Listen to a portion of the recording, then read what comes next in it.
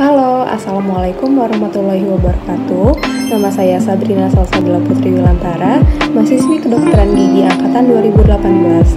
Pada kesempatan kali ini, saya akan menjelaskan tentang bagaimana sih mekanisme obat antidepresan dalam menyebabkan bruxism. Menurut American Academy of Neurology, 5-20% orang mengalami bruxism. Bruxism yang terkait dengan obat antidepresi dapat dialami oleh anak-anak maupun orang dewasa, terutama pada wanita. Gejala ini dapat muncul setelah mengkonsumsi obat dalam jangka waktu yang panjang maupun dalam jangka waktu yang pendek. Gejala ini muncul setelah 3-4 minggu awal obat dikonsumsi dan dapat menghilang setelah 3-4 hari obat berhenti dikonsumsi. Bruxism sendiri merupakan kebiasaan parafungsional dari gangguan pergerakan mandibula yang dikarakteristikan dengan clenching dan grinding secara berulang. Pada tubuh manusia terdapat sistem dopaminergic sentral pada otak yang mengandung cairan dopamin. Cairan dopamin ini berfungsi untuk mengatur aktivitas otot dan aktivitas motorik. Terdapat dua tipe obat antidepresan serotonergic.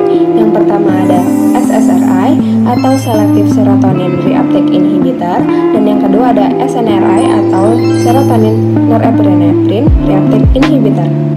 Obat antidepresan tipe SSRI dapat menurunkan level dopamin, sedangkan obat antidepresan SNRI dapat meningkatkan level dopamin.